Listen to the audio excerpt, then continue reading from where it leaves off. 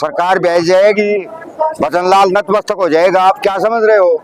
2009 के अंदर शिवायत हुई थी और 2011 में ये सरकारी जमीन घोषित हो गई। क्या उसके बाद में कलेक्टर है नहीं? छाती पे मूंग दलेंगे और अपनी जो बात है, किसानों की जो बात है, वो मनवा के रहेंगे। ये कमेटी बोलेगी, हम सब लोग यहाँ पे बैठे रहेंगे, जब तक आवश्यकता होगी हम आते रहेंगे और ये धरना जब भी समाप्त होगा जब इसका समाधान निकाला जाएगा। सरकार ये सुन ले, जल्दी से जल्दी अगर इन मांगों को नहीं माना गया तो आने वाले समय में जो प्रदर्शन होंगे, महापड़ाव चलेगा, उसकी जिम्मेदारी इनकी होगी।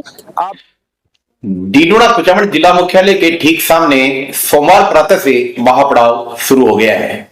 इस महापड़ाव के सूत्रधार अखिल भारतीय किसान सभा के बड़े नेताओं में शुमार पूर्व विधायक प्रेमाराम धोद, भागीरथ यादव, कांग्रेस जिला अध्यक्ष और मकराना से विधायक जाकिर हुसैन गेसावत, डीडोना के पूर्व विधायक चेतन डुडी, लाडलू विधायक मुकेश पाकर सहित बड़ी संख्या में नेतागण महापड़ाव में पहुंचे हैं।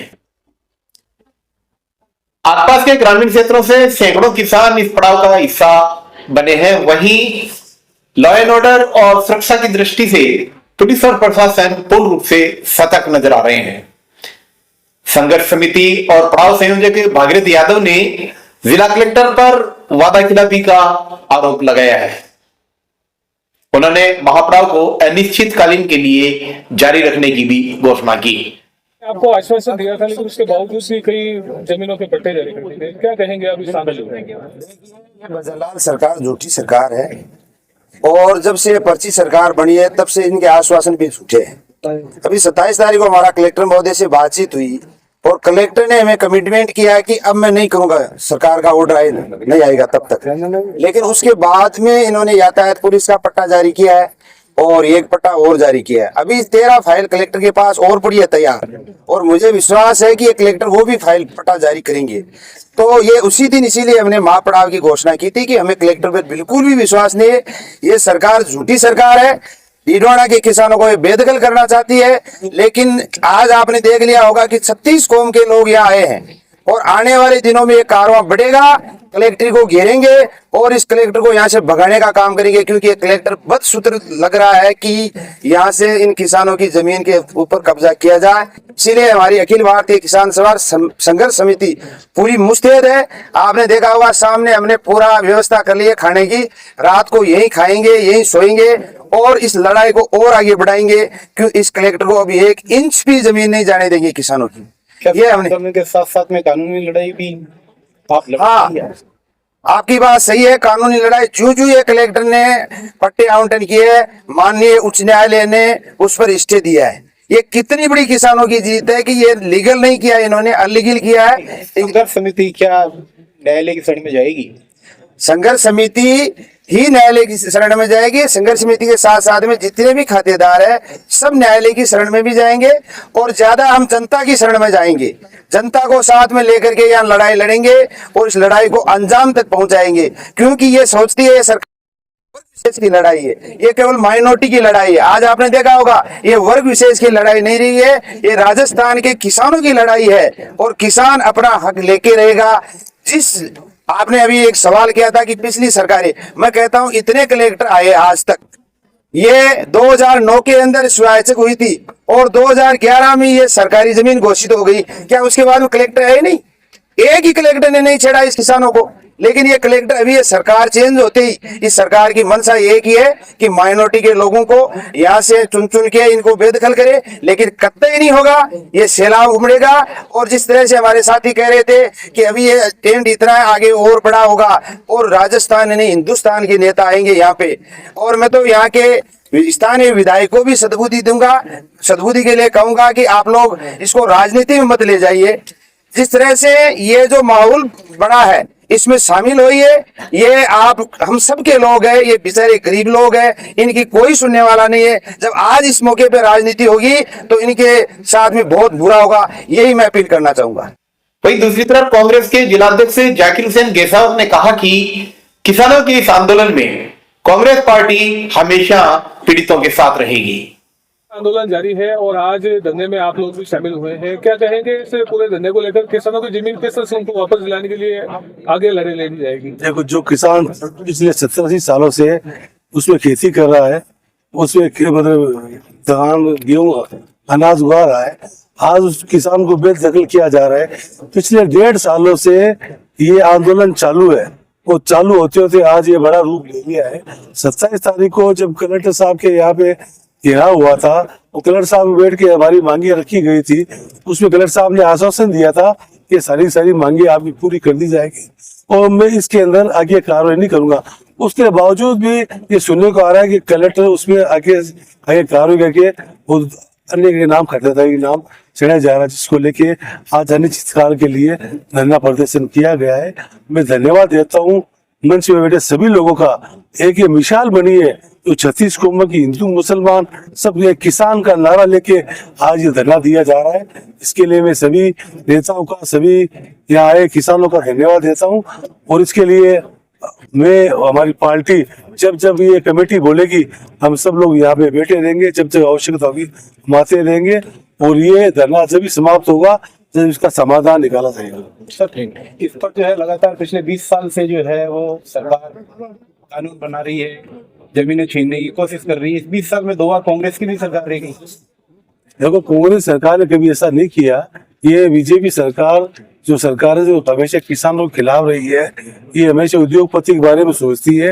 ये जमीनों का तो ये बहाना है कि इन लोगों को सरकारी भवन वगैरह जगह दी जाएगी, लेकिन इसमें इसका पिछले दूसरे मिशन दूसरा है इन लोगों का। डीडोना के पूर्व विधायक चेतन डूडी ने कहा कि हमारी मांग सरकार तक पहुंचाई जा चुकी है, हम बात करने के लिए अब भी तैयार हैं। क्या कहेंगे, पिछली बार भी आपने धरना दिया था लेकिन कोई सुनवाई नहीं हुई, तो अगला कदम आपका क्या रहेगा? देखिए, हमने पिछली बार 27 तारीख को ज्ञापन दिया था। ज्ञापन देने के बाद में अगर हमारा ये कहना है कि अधिकारी कोई बात करना चाहे तो ज्ञापन हमने दे रखा है, वो बात कर ले, अन्यथा हमने उस दिन ये बोल दिया था कि हम 10 तारीख को वापस बैठेंगे। आज नियत दिन है, हम लोग यहाँ बैठ गए। अब हमारा धरना यहाँ पे बदस्तूर लगातार जारी रहेगा और जब तक ये सरकार चूक नहीं जाती, किसानों की बात नहीं मान लेती, तब तक ये कमेटी ने तय कर लिया है कि हम यहीं बैठ के, जैसा अभी कहा गया, हम इनकी छाती पे मूंग दलेंगे और अपनी जो बात है, किसानों की जो बात है, वो मनवा के रहेंगे। इस पूरे मामले पर कॉमरेड प्रेमाराम से भी हमने बात की। पूर्व विधायक प्रेमाराम ने सरकार को घुटनों पर लाने की बात कही है। घटनाओं के अधिग्रहण को लेकर 2009 से ही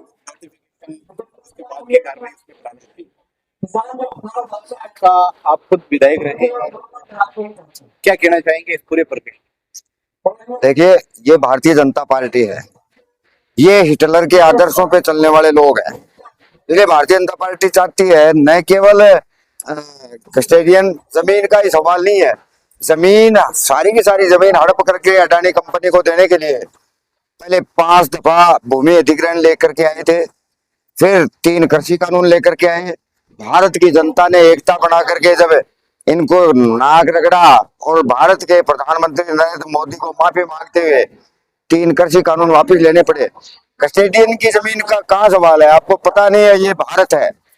और भारत में जब राजतंत्र था, उस दौरान राजतंत्र में भी राजा महाराजाओं के जिनके औलाद नहीं होती थी, आपको पता है अंग्रेजी हुकूमत ने क्या कानून बनाया था? ये जो 2009 में जिस तरह से भारतीय जनता पार्टी ये कानून लेकर के आई है कि कस्टोडियन की जमीन हम लेंगे, उस दौरान भी कहा कि उन राजा महाराजा के जिनके आइंदा औलाद नहीं है, उनकी प्रॉपर्टी को कंज्यूम करेगी कौन? अंग्रेजी हुकूमत। और उसी सवाल को लेकर के चाहे तात्या टोपा है, चाहे हमारी झांसी की रानी है, तमाम लोगों ने लड़ाई लड़ करके उस अंग्रेजी हुकूमत का सफाया कर दिया। काई का कानून लेके आया इस भारतीय जनता पार्टी के खोज नहीं बंटे गए। यहाँ धरती पे जमीन खेती करने वाले किसान जिसका कब्जा है उसकी है, उसकी रहेगी। भारतीय जनता पार्टी कागज में कितने कानून पलट दो, भारतीय जनता पार्टी के पास कानून के हिसाब से नहीं आएगा। तो अशोक गहलोत मुख्यमंत्री थे, वो तो एक ही बात है, सवाल गहलोत का था, आज तक पड़ी थी। तो गहलोत लेकर के आए तो पड़ी थी ना, कहाँ दिक्कत आ गई? अब कैसे एक्वायर कर रहे हैं? लेकिन भारतीय जनता पार्टी को तो करना ही यही है, हिंदू मुसलमान करके वोट लेने के लिए जो कर रहे हैं, ये उसी का परिणाम है। बहुत से पलटों में अशोक गहलोत ने संभाग बनाया था, सीकर में पलट दिया ना। कहाँ भजनलाल नहीं तो पलटा है, कोई हमने थोड़ी पलटा है। पलट दो, गहलोत ने कोई गलत कानून बना दिया तो पलट दो। लेकिन भारतीय जनता पार्टी उस कानून को पलटने के बजाय हिंदू मुसलमान करके वोट भी लेना चाह रही है और गरीबों से जमीन भी पहले तो किसानों की जमीन हड़पने के लिए कानून बनाया था ने, इसने बनाया नरेंद्र मोदी ने। वापस विड्रा भी इसने, माफी भी मांगी, धूल भी चाटी और उसके बाद विड्रा भी हुआ। ये 2009 वाला कानून भी विड्रा हो जाएगा, कहाँ कोई बड़ी बात थोड़ी है। कहीं ना कहीं देखें तो 2005 से लेकर के जब भी इस अधिग्रहण को लेकर के कोई कानून या संशोधन आया तो या तो मनमोहन सिंह जी प्रधानमंत्री थे या अशोक गहलोत जी मुख्यमंत्री थे, तो अकेली भारतीय जनता पार्टी के हमारा कहना एक ही है, जमीन खेती करने वाले किसान की है, जो काश्त करता है जमीन उसकी माँ है और उस माँ की तरफ कोई हाथ उठाएगा साले के हाथ काटेंगे, आंख उठाएगा उसके आंख फोड़ने का काम करेंगे। जमीन किसान की है, कोई राजनीतिक पार्टी भी इसमें दखल करेगी वो कब्र में दफन हो जाएगी। महापड़ाव के बाद क्या खत्म हो जाएगा? महापड़ाव में सरकार बैठ जाएगी, भजनलाल नतमस्तक हो जाएगा। आप क्या समझ रहे हो? महापड़ाव में भजनलाल जी की सरकार बैठ जाएगी। पिछली बार प्रदर्शन के दौरान लाडनू विधायक मुकेश भाकर घायल हो गए थे, बावजूद इसके वे आज पड़ाव में देखे गए। भाकर ने स्पष्ट कहा कि भाजपा एक समुदाय विशेष के साथ नाइंसाफी कर रही है। इस जमीनों के मुद्दे को लेकर के 27 अक्टूबर को भी महापड़ाव धरना प्रदर्शित किया गया था, लेकिन अब तक उस पर कोई कार्रवाई नहीं हुई। आज आपको वापस दोबारा से धरना प्रदर्शित महापड़ाव करने को मजबूर होना पड़ा। क्या कहेंगे, क्या सरकार वास्तव में सुनवाई नहीं कर रही है या किसानों के नाम पर केवल दावे किए जाते हैं? देखो, किसान संघर्ष समिति और किसान सभा और जो जनप्रतिनिधि है, सरपंच है, यहाँ के जितने भी भाजपा को छोड़ के सभी पार्टियों के जो जनप्रतिनिधि है, कांग्रेस है, कम्युनिस्ट है, बाकी लोग, ये उस दिन 27 को हम लोगों ने आंदोलन किया। उस दिन भी चेतावनी दी कि अगर 10 तारीख तक ये नहीं हुआ तो इसको लेकर आगे महापड़ाव की घोषणा उसी दिन हुई थी। और आज उसी के तहत सभी लोग यहाँ इस डीडवाना कलेक्ट्रेट के सामने इकट्ठे हुए हैं। और उस दिन भी यही चेतावनी थी प्रशासन को कि अगर आप ये सोचते हैं कि किसी समुदाय विशेष को आप दबाकर या आप इलीगल आप आवंटन करके उनकी भूमि छीन लोगे तो ये आपकी गलतफहमी है। 36 कौम के लोग, सभी जनप्रतिनिधि साथ में खड़े हैं। उसके बावजूद भी जैसा अभी बागिर जी बोल रहे थे कि किस तरह से फाइलों का आवंटन इन्होंने किया है, कोर्ट ने स्टे दिया है, उससे आप समझ सकते हैं कि क्या दुर्भावना इस प्रशासन के दिमाग में है। क्या ये जिला प्रशासन यहाँ किसानों के साथ करना चाहता है? ये महापड़ाव जो फैसला किसान संघर्ष समिति, किसान सभा, सभी जनप्रतिनिधियों ने लिया है, उसके साथ हम सब लोग बैठे हैं। और जब तक इन मांगों पे सहमति नहीं बनेगी तब तक ये महापड़ाव जारी रहेगा। कलेक्टर और सरकार ये सुन ले, जल्दी से जल्दी अगर इन मांगों को नहीं माना गया तो आने वाले समय में जो प्रदर्शन होंगे, महापड़ाव चलेगा, उसकी जिम्मेदारी इनकी होगी। आपको आवंटन रद्द करने पड़ेंगे, नए आवंटन आप कर नहीं सकते, क्योंकि जब सरकारी भूमि आपके पास पड़ी है और उसके बावजूद आप लोग इस तरीके की एक दुर्भावनावश एक समुदाय विशेष को आप टारगेट करके अगर उनको उनकी जमीनों से बेदखल करना चाहते हो तो इसके खिलाफ सभी जनप्रतिनिधि एकजुट है।